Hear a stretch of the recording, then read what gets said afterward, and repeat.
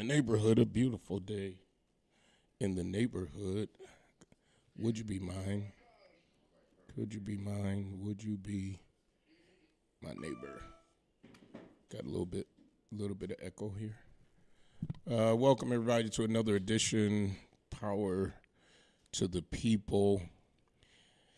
It's not snowing, so I'm going to take that because it is, it's overcast, but hey, I just love 90-degree weather. Let me tell you what happened to me last night. I thought I was going to have to call an ambulance. Oh, jeez. So when I woke up yesterday, and I think it's just the changes, I've been doing a lot of traveling and climates, and I don't know what it was.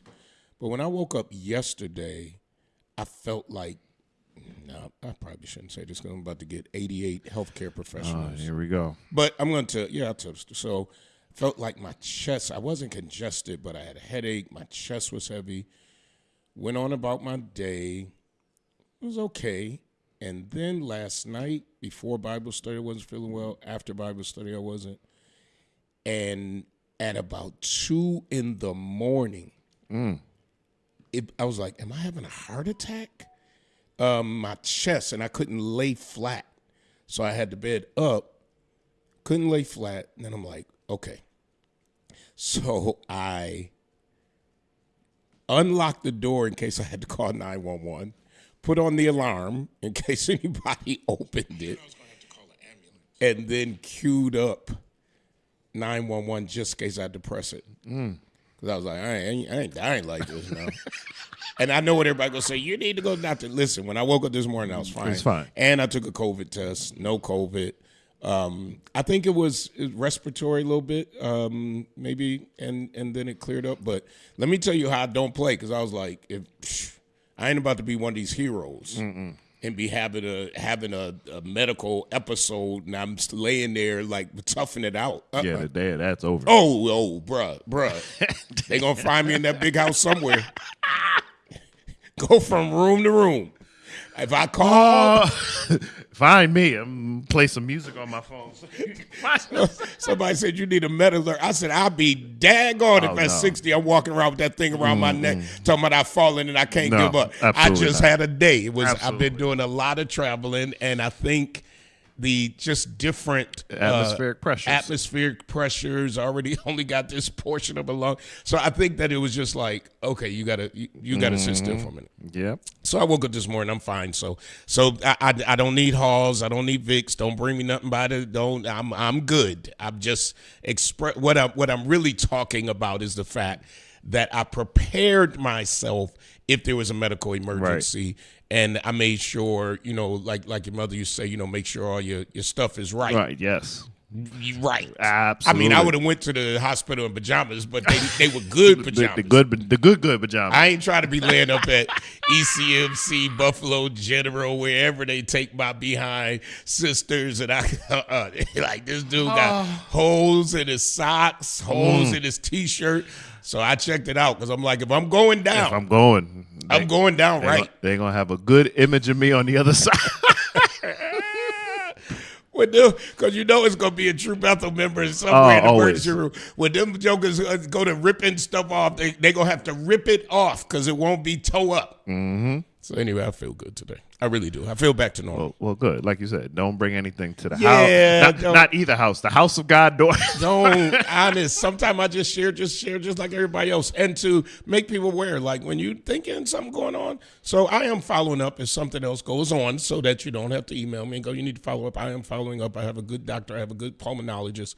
And I got a fairly decent brain. But to your point, they used to say back in the day, I know when I was in school, it was generate the plan. Like, what is your emergency plan for you and your family in the event? So do you know what room to go to? Do you know what numbers to call? Do you know who should be the first contact? All that kind of stuff. So like you said, it was good that you mentally had your own preparations to go through in that moment. Absolutely. And I think that's it. I know that's the point of me raising this, is to always be aware. I think about, my dad had a stroke, my dad had a heart attack, and right away we were on it. Yeah. So he's out driving and living his life because we responded quickly. Right. I'm not going to be a hero. If something is going on, folks, I'm getting. Listen, checked. they can charge me whatever they got to charge me. Come and absolutely. strap me on that thing and take my big back self down them steps Not or big wherever I sleep and get me to the hospital. So much going on. I'm going to be talking a little bit about this whole Department of Health under Kennedy and the cuts that are coming. And just announced today, there are possible cuts coming to Veterans Affairs, specifically in the area of the call centers where veterans call in. They're going to make it automated. Their plan is to make it automated so that basically veterans who have already gone through hell, whether they were in war or not, and have given their life for this country, now when they need certain services or to talk to people, veterans.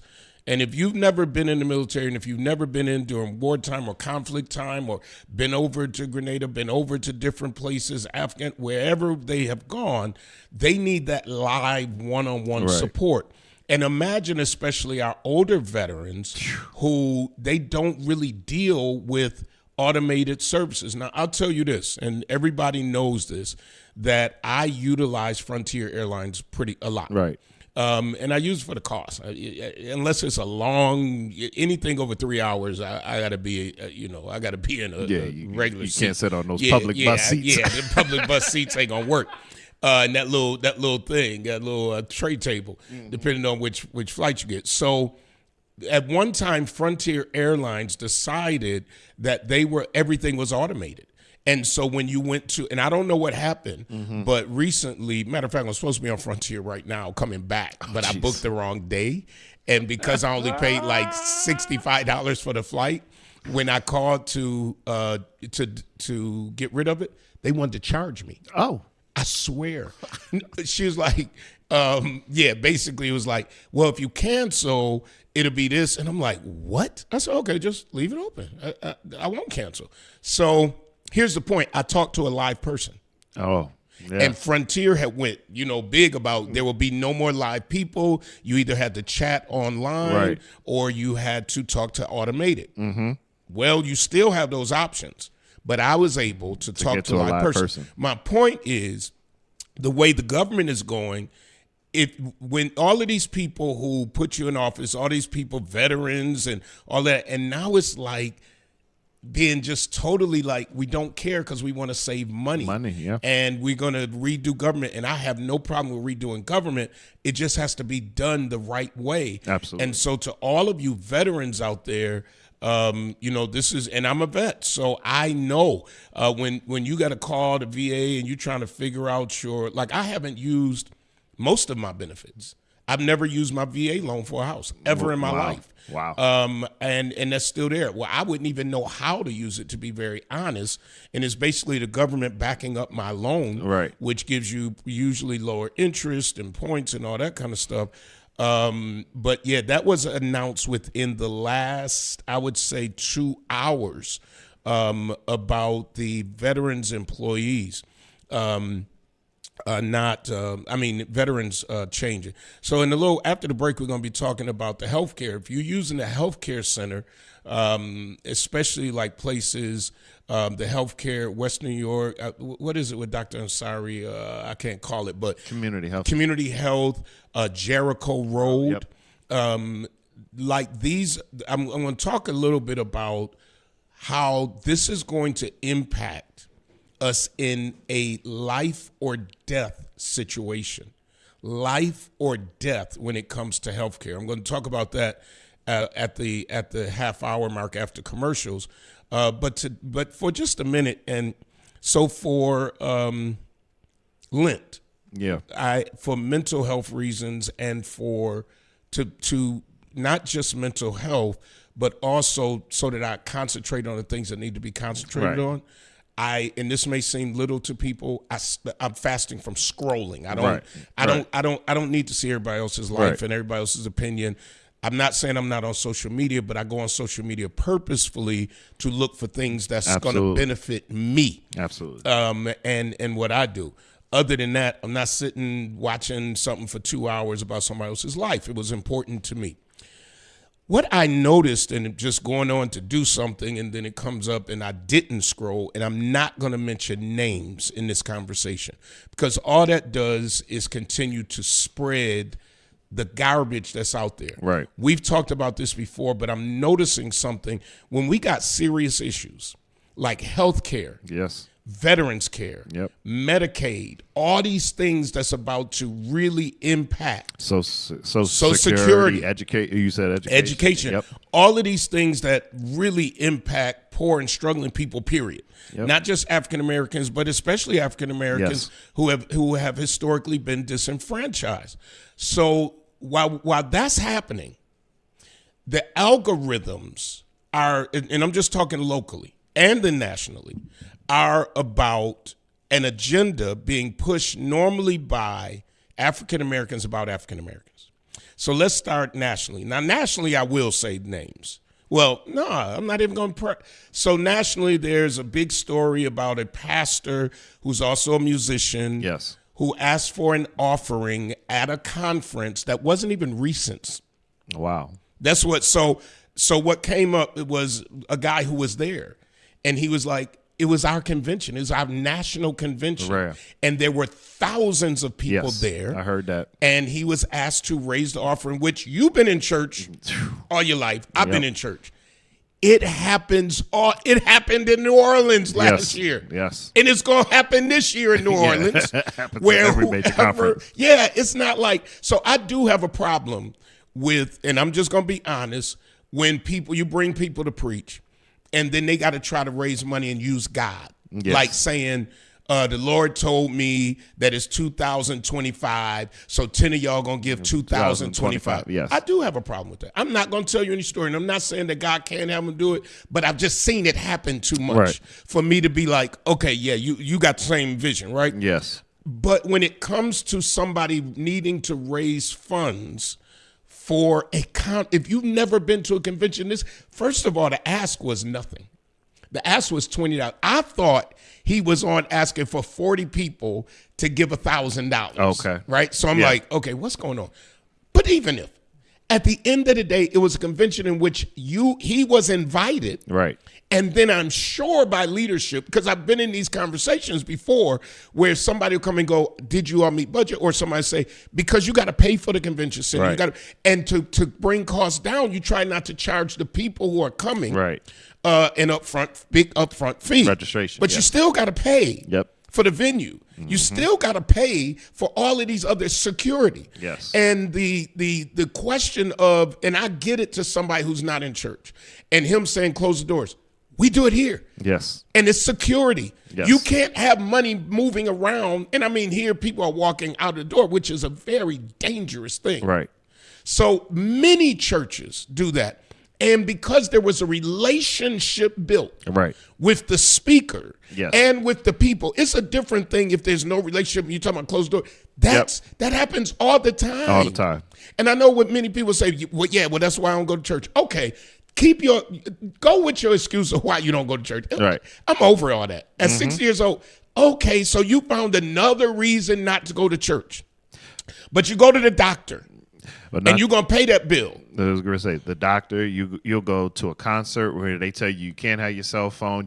You can't, there's no Would you re-entry. preach? You can't, you go to the club, they tell you no re-entry. Would you preach? So you do it all the time. The president was at a wrestling match or some type of fight the other week with Elon Musk. I'm sure everybody had to go through security. Absolutely. I'm sure nobody left because I've been in arenas when the sitting president of the United States is there. You don't leave Absolutely. until the president has cleared the arena. The area. At the whole area. I remember being at the DNC. Yep. And we had to sit there Yep. until Secret Service got him out. But when it comes to us and the church, you go to another church that's not like you, and they got rules and they got everything else. And I was Don't nobody say a daggone thing. I was going to say, we can pare it down even more. When it comes to the black church. Absolutely. or the churches of color, because It if this was, I'm trying, Just because I can't think of another one. If this was Rod Parsley out at Yep. World Harvest Yep. in the middle of Ohio, And I'm sure he's done it. I Matter of fact, know he just he's done did it it. the other week, No, the other he's month. done it. His daughter got up there Yes. dogging the people at their church, whatever the name of the church is, going in. yes, Now, a few people shared it, but you know who didn't? We didn't. we didn't. We did not do a thing by and large about that. But when it comes to us, it's like you want the black church to do everything. Everything. You know, I've seen people complain the church ain't doing this church. Well, according to the scripture I read last night, Sure. the church shouldn't be advertising about everything that nobody should. Right. They should be doing it in secret. But because we are so critical of one another, it's like the church. Nobody else, the church. Yeah. And even still, like you said, even if you pare down with scripture and didn't think about this last night, but just thought about it now, Jesus didn't boast about the miracles he did. It was those who were there that then carried the gospel around, being like, hey, there's this man named Jesus around here healing people. But like you say, he didn't run around and saying, hey, I'm healing people over at the Yep. pool. Come see me. Yep. So, yeah, so the word about what the church does happens organically through people.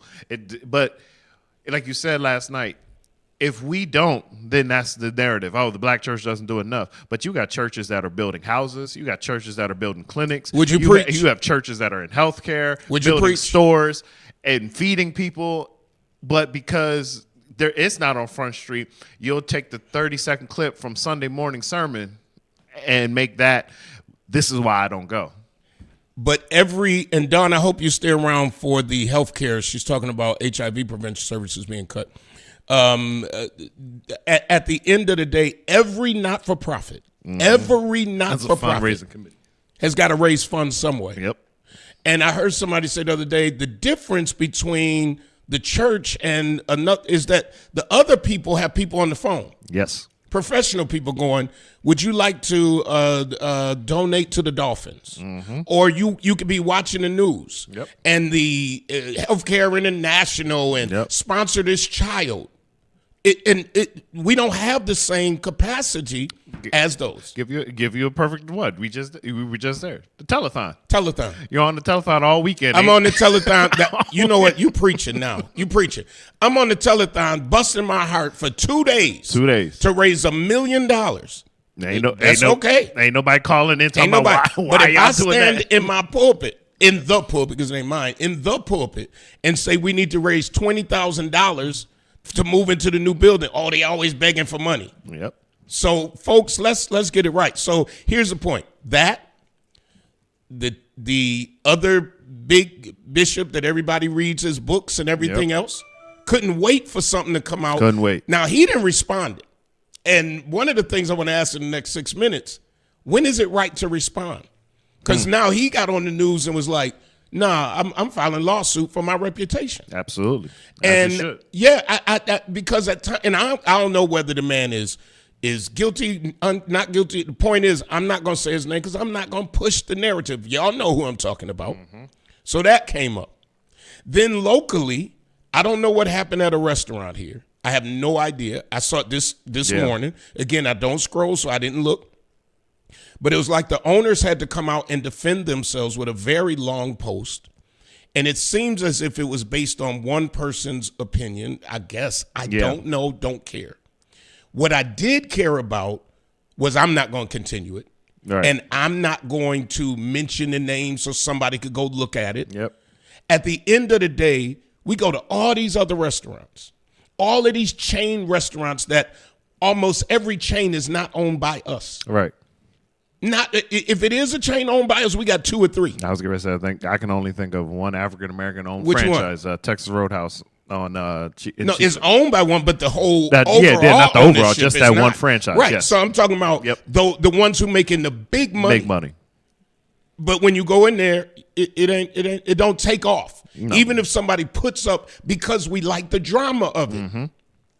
Social influencer. We like the drama of saying, ooh, look, see, this person ain't no good. And if you enjoy that, that's a mental health issue. Absolutely. And if you participate in it, it's a mental health issue. And I think the other side to it is, and like you said, I've stumbled into it because I was looking to verify another piece of information. So I'm like, oh, what's all these other posts?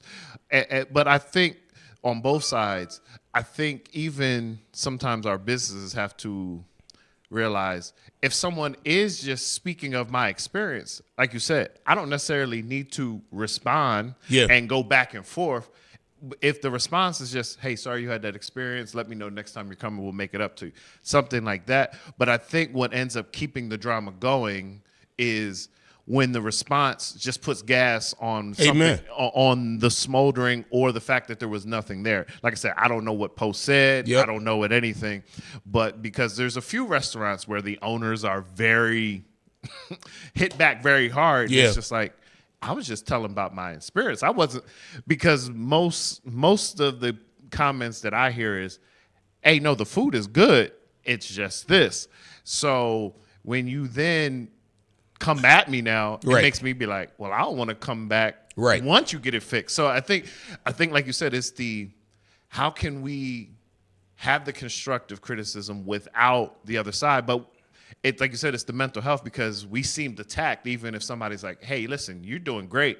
Just change this one thing. Oh, why you got to say something? So it is a... And the response I saw today was not that. Yeah. It was very, here's our problem. And here's what we're working on. And I mean, it was I didn't get a chance to finish it, but it was just the response. My concern is, then people will say, and this is the truth, and we ain't got no black businesses, and the government, which I don't give a damn going about anymore. Somebody saying, but the government won't give us money. Well, it ain't the government's responsibility. Number one, it's not. Number two is that if you got it, we got to be careful, and that's why I'm addressing it, because I wish when I was going through lies and all that kind of stuff, I'm not gonna lie.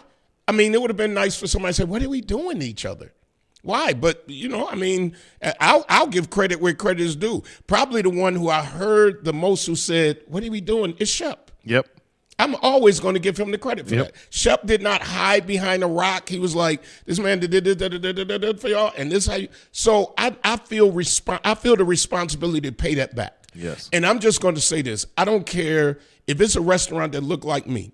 If it's a pastor, if it is a influencer, if it is whatever, I'm not saying that we are supposed to hide anything. Right. But if somebody's been accused of something, let the courts figure that out. Absolutely. But to keep it going and pressing it, and like these people don't have families. I think about when and I'm not saying I'm done going through. What I'm saying is I cared more about my family than I did me. I'm a grown tail man. Absolutely. At the end of the day, I cared how it was affecting my children, my grandchildren, and those out there who like to spread lies and then don't care. But then when it happens to you, it's like the biggest thing in the world. Yep. So I've always been a proponent of stop the madness. Yes. And when I saw it, when it was just like one thing after another, I'm like, are we missing that we're about to have possibly clinics in our neighborhoods shut down?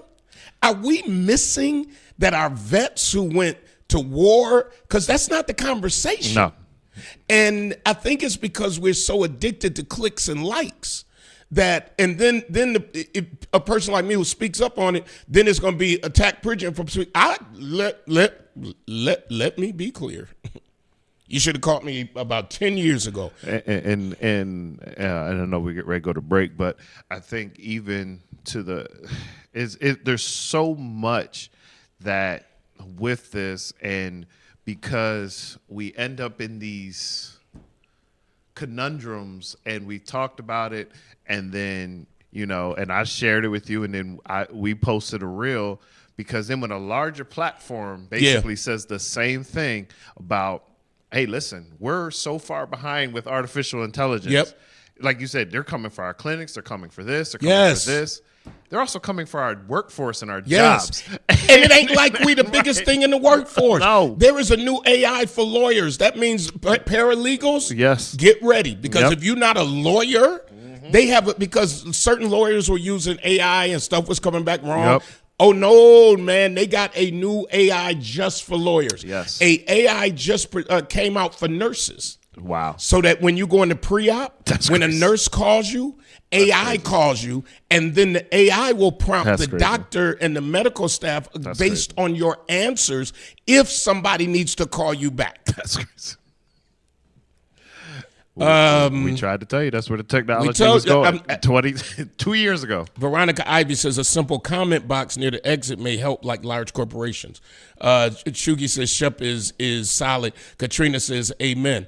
Diamond says I just don't eat out, period. I love my own cooking. And most of the times I eat at home, but when I want to go out, you know, I try to play. I try to I'm not a big franchise person. Right, neither am I. I'd rather go to someplace local that I've had good experiences, I've had bad. Absolutely. But I promote the good. Absolutely. Because I ain't never went to one place where I loved everything. Everything. Okay, maybe your macaroni and cheese ain't the best, but your greens are. Yes. So let me brag on your greens. Yeah.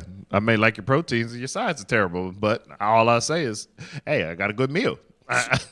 Absolutely. Katrina says I'm a work in progress for me. And so are we all. But if we never admit where our faults are, these platforms need to be dealing with some national stuff that's getting ready to cause us life or death. Absolutely. And when we come back from the break, that's what we're going to talk about. It's really down to life or death in our communities in just a little while. Are we going to pay attention, or are we going to just do what we have been taught to do and just take each other out? So we kill each other, and now disease may be getting ready to kill us.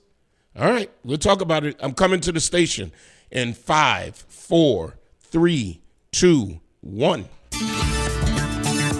When it comes to something as personal as your clothes, you need to deal with somebody you can trust. That's why so many people turn to Hobson's Dry Cleaning, conveniently located in the heart of the community at 874 East Delavan at the corner of Wyoming. When you take your clothes to Hobson's, you can trust that they'll be ready on time. You can trust that your whites will be white. You can trust that you'll always get a fair price and service with a smile. You can even trust that you won't have to get out of your car if you don't want to. Hobson's has a drive-through window for your convenience. Trust is what it's all about at Hobson's Dry Cleaning. Hobson's Dry Cleaning, your one-stop dry cleaners serving the community for over 30 years at 874 East Delavan at the corner of Wyoming. Call 891-8298. That's 891-8298. Brian K. Lewis Funeral Home has 3 locations to serve you in Buffalo. 347 Peckham, 2258 Bailey Avenue, and Providence Memorial Chapel at 1275 Sycamore. Brian K. Lewis Funeral Homes offers traditional services, and they have services for all faiths.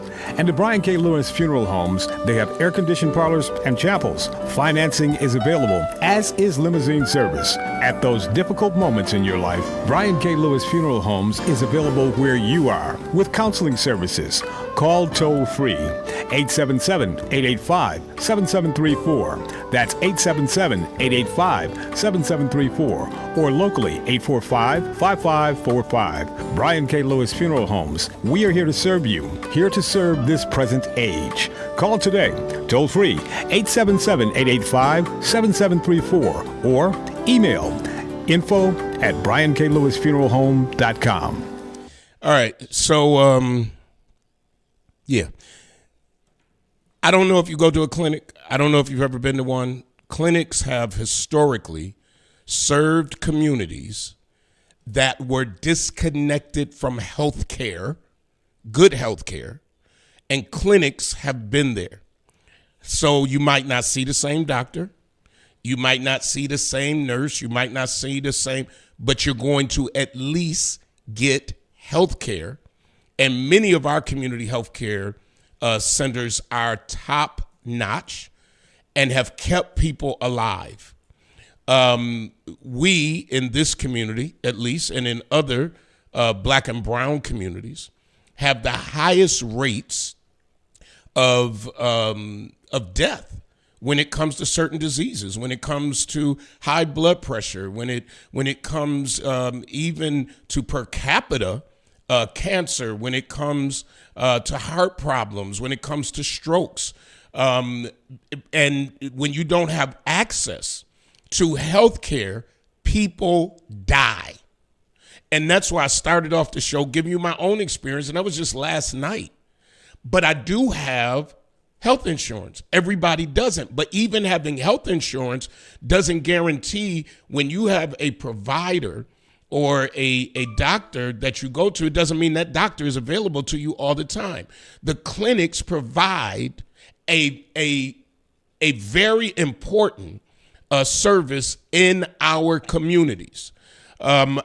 So now the federal government is in discussions with reducing federal funds and grants for health care, which affects poor communities, which would have this domino effect, especially in Western New York. Right now, if you look at, what did I just say? Journey, Jericho Road. I had a J. Jericho Road that took care of a lot of immigrants and new Americans and those coming through.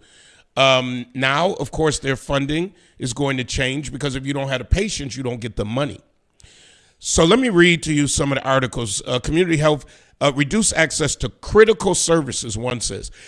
Community health centers serve 32.5 million low-income and rural patients. So this is not just about city. This is about those farming communities where there isn't a doctor within an hour away, relying on federal grants for 20% of their budgets. Funding cuts would force closures or reduce services, leaving vulnerable populations without primary care, without dental care, and most importantly, not most, but very important, mental health support. So you know that there was tons of money put into Western New York after COVID. Yep. And many of the mental health agencies and individuals benefited.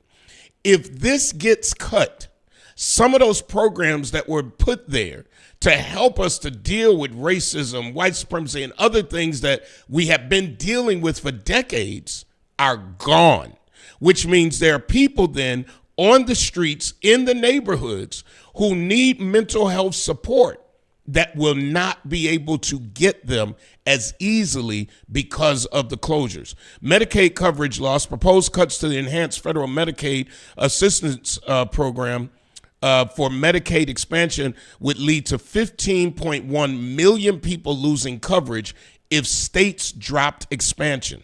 Wow. States like New York, Louisiana, and New Mexico could see uninsured rates surge to over 87%. And this comes from the Urban Institute, a reliable source. Public health programs, mental health, addiction recovery, homelessness services, which are already underfunded, face instability. For example, Medicaid reimbursement delays could disrupt care for 10.8 million newly uninsured individuals.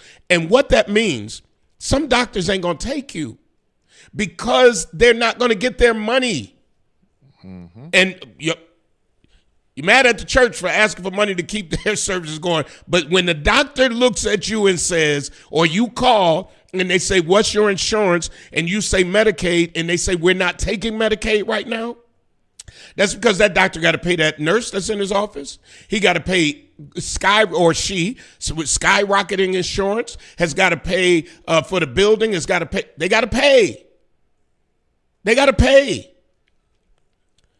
Chronic disease management, that's what affects us in Western New York. Low-income communities already face higher rates of heart disease, kidney failure, diabetes. Reduced funding would exacerbate unmet medical and dental needs, particularly in uninsured adults. We need to have a darn doggone discussion. Absolutely, and I was just looking up some numbers because I think the official term is federally qualified health centers. And this data says 22% of African Americans use them. And so now you were talking about roughly 1/5 of African Americans in this country that would be at risk for not having access to health care. And this goes beyond even those that aren't even uninsured, as you talked about. because, like you said, most of these clinics will still see the uninsured, where sometimes at the hospital you end up sitting on the gurney in the hallway. Absolutely. Until you just hoping that you walk out. Yes, So, even now. even right now. So I think we, again, have to wake up because, and I remember even in the civil rights crisis, they always talked about how you, all right, so we know we're fighting for our tribe. Yep. But sometimes the greatest change has to reach those that are also affected, but they don't realize it because their narrative is completely different. Hence, like you talked about with rural areas, there's parts of Erie County that don't have a major hospital. That's why ECMC is the only trauma center in Erie County. Yes. So if something happened down to 90, they still got to come all the way back to Buffalo. But if it's not major, then that's where those clinics are useful. So now you are taking someone that may be lived out by Salamanca. Now they got to still drive to Buffalo to see a doctor, or a first ring suburb to see a doctor. They have the same issue that we have. It's just that now we have to go into the big buildings that we're scared of because we also are disproportionately not going to doctor's appointments anyway. Absolutely. And so this is what I mean, because somebody said, yeah, y'all need to call y'all councilman. What? Wow. Let me educate again. Wow. Your council can send a message to government. Your council has no vote. Come on. Let's level up here. Yep. You got to call the federal representatives that you elected. Mm-hmm. You got to call Chuck Schumer. Right, Chuck Schumer. You got to call Tim Kennedy. And you got to say, listen, this is important to us. And not that you have to dog them, but you got to put fire under them so that they can put fire under their leaders to say, my people who elected me are coming at me about this, and we have to do something. Yep. Now, I'm going to say this. I don't care if people get mad. Because honestly, I know they say they got a plan. All right, come on, let's get this plan moving. And I'm talking about the Democratic Party, the federal Democratic Party. Get the daggone plan moving. Because in the end, the only people hurting right now are people who already were low-wage government workers when you can walk in and just say, all y'all fired. Everybody in here on probation. Every single one of them. But the ones who've been there 30 years now, they in their seats, but many of them. Yep. Now veterans are being affected. Now our health is being affected. And y'all want to talk about a restaurant? Mm-hmm. And I ain't saying that any complaint against a restaurant isn't true, or church or anything else. But dang, you ain't going to have to worry about a restaurant. Nope. You want to know why? Because there's not going to be any expendable money for restaurants. Yep. Because the struggle is about to be real. Listen, and it's hitting now even the businesses that were staples in our community. You know, when I go talk to my barber, first thing he'd be like, man, it's another strange week. You know, because people are now making the decision. Do I get my hair cut this week? Yep. Or do I buy groceries? Yep. So now you got our normal industries, salons are talking about, hey, we might have to go up on prices because we're not seeing the same amount of clientele. Or now you start to see more posts, or now people are like, hey, listen, I'll do a braiding deal for $100 just because people aren't spending that extra money because we don't have it. When eggs are $9, $10, $11, and that used to be the staple. Right. That used to be the $125 staple to fill a meal. So we are definitely seeing impacts that go beyond what somebody posted on social media. And the more, again, we're lulled to sleep, lulled to entertainment. And again, not saying that those things are bad, because sometimes you do have to turn your brain off at some point. Absolutely. So we're not saying like completely wipe them out. But when that becomes our focus, and it's not, okay, well, 40 hours I go make my check. I give myself 2 hours of entertainment, but at some point I got to watch some news, some credible news, to understand what is going on so I know how to make my life adjustments. Then we end up asleep at the wheel, and then we cast blame on somewhere it shouldn't be. Chugi says disease management is a personal and community responsibility. Yeah, Sylvia says absolutely. What plan? Yep.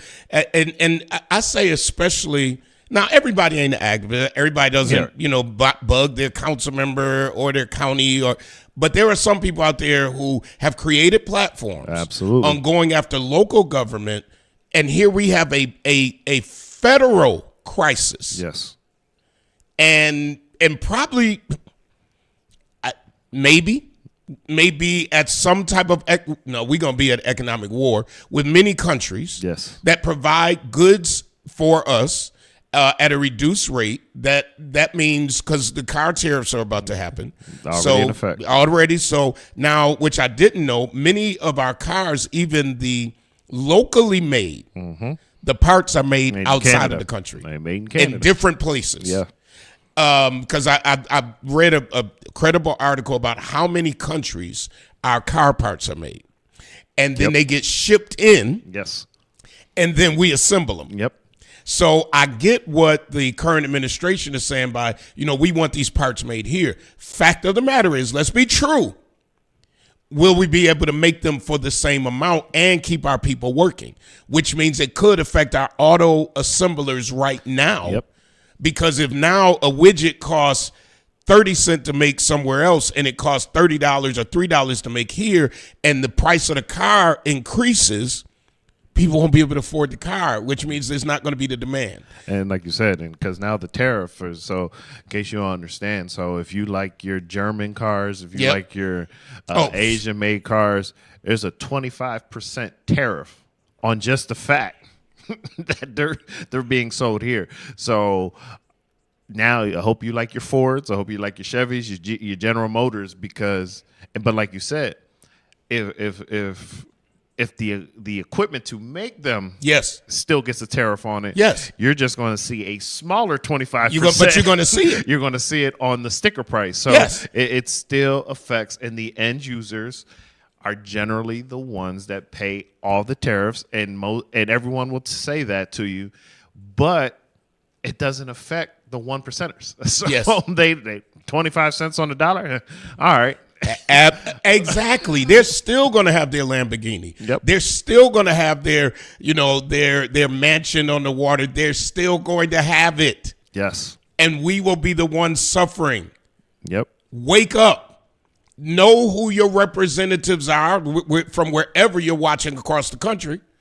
And especially if you're one that, even if you're not affected, but if you're one that speaks up all the time, speak up. Speak up about everything. But let's be clear about what the heck is going on, and bring the context to the table. Cuts to crisis intervention, counseling with worsen mental health. I talked about that during the COVID-19 pandemic. Poverty-linked mortality rates highlighted systemic vulnerabilities. Don just said on Facebook, who works with those who are surviving HIV. And she talks about how the funding has been cut. Yep. And how there's an here it is, health and life, of it spiraling again out of control. And that's dealing with everybody. Shaniqua and Monet says, I hear President is saying federal minimum wage is too high. I got a feel for those who have no state taxes. I mean, somebody, people they're starting to clue in. And that's my job here. What am I doing? Yep. Okay, yep. So much going on that. So much going on, and they know I'm on the air. But so while you do that, so I just think the struggle and how we end up sleep at the wheel is, what is the plan? What is the Democrats' plan? Because I feel, and I won't even say it's the Republican plan, it is the presidential administration's plan to continue to bankrupt all of our major systems. Which again is a model that's not new, and if you study history, but what will then end up happening is, depending on how long it takes, is you then start privatizing healthcare. You start privatizing the automakers. Yeah. So who is in line to then buy those out? Well, the man sitting right next to him, if the auto industry crashes, who's the next person sitting there who just happens to have a car line? Yeah. That can then say, oh, well, I'll bear everybody out, but I need ownership in all of it. Right. So now, again, we create an oligarch society. Yes. Where Mr. Musk can own the auto. Somebody else will come by the health industry. Yep. Somebody else will come by the fuel and energy. And then now everything will just be funneling into about 8 to 10 people. And we'll just be sitting here, again, twiddling our thumbs. And that's my fear, and that's why I'm talking about it. And whether people want to hear about it or not, we have to somebody's got to say it, and we got to be clear. Absolutely. Because local government, that's a good conversation and all that kind of stuff. But at the end of the day, what is about to affect us, when you just talked about oligarchy, for those who don't know, it's basically when the wealthy control everything. Everything. And we're really there already. The top 400 Americans now earn 3.5% of the national wealth. 400 people. Out of 300 million plus. While the bottom 50% collectively hold just 1.3. Tech billionaires like Elon Musk, Jeff Bezos, Mark Zuckerberg have gained unprecedented political access. Matter of fact, Elon just paid is giving somebody $1 million, like out of a lottery. And of course, the government said, the judges said, well, he can do it. He's a private citizen. Yep. Thus why he's not an appointee, Yep. why he can just walk into briefings. $1 million to vote. Yep. You tell me that's not... If I got a wrong signature on my petitions, fraud. Yep. If I got a signature wrong, and he paying for them. but you can pay Yep. for somebody $1 million, and that is considered legal. Now, I know there's a quick channel change. We want to stay here long. But, Okay. Do you think, because in some jurisdictions, you can just pay to be on the ballot, do you think New York State should look at that model? Hell no. Okay. No. You shouldn't be able to pay to get on the ballot, because then that means those who may represent you better, who don't have money, will never get on the ballot.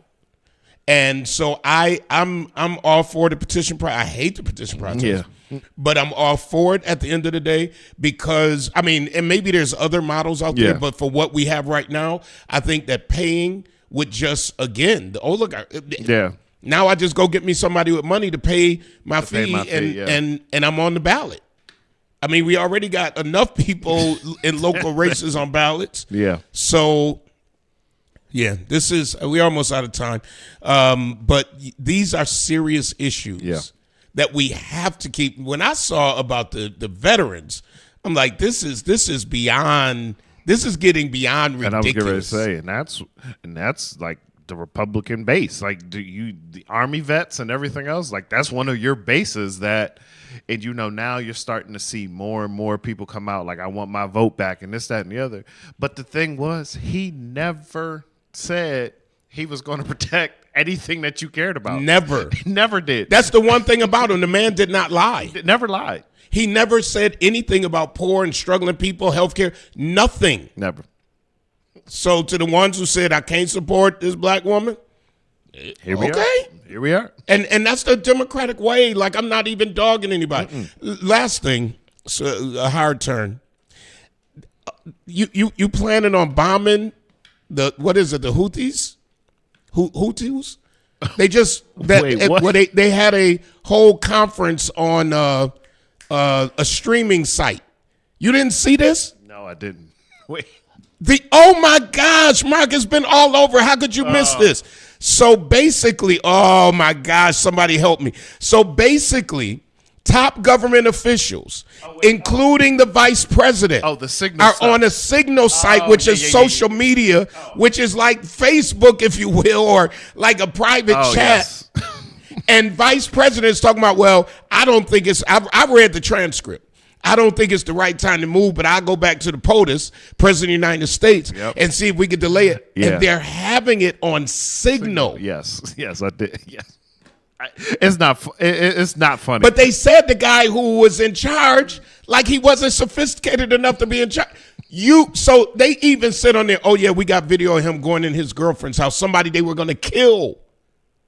So you think he's still at his girlfriend's house? He's a fool if he is. But I think I was watching one of the major blue stations, and it was actually, though, a Republican analyst that mentioned, he's like, the major thing that's disheartening, of course, besides where the conversation was taking place, is the fact that you have the vice president in there openly going against POTUS. Come on. Didn't I tell y'all this is going to blow up sooner or later? It was openly going against POTUS, and he was like, you might do that in a private conversation.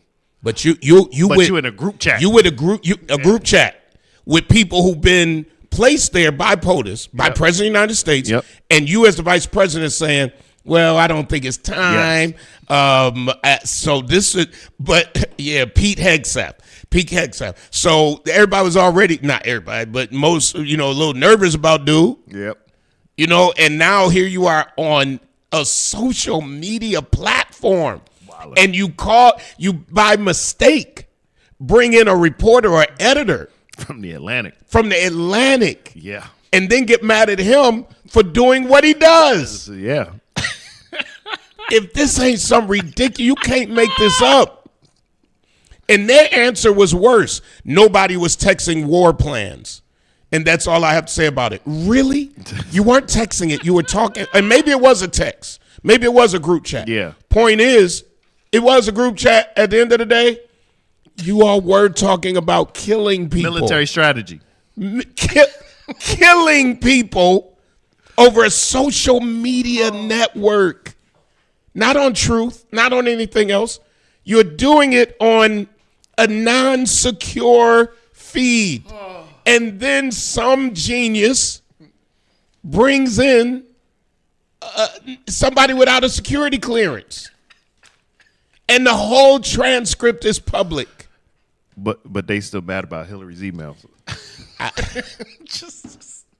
Listen. Oh, man, there's so much. Because you know what else we didn't talk about? What? Is them trying to censor our girl, Congresswoman Crockett, for her Hot Wheels comment. So, see, I didn't see that yet. I didn't read it yet. I saw it come up, and I was like, come back to it.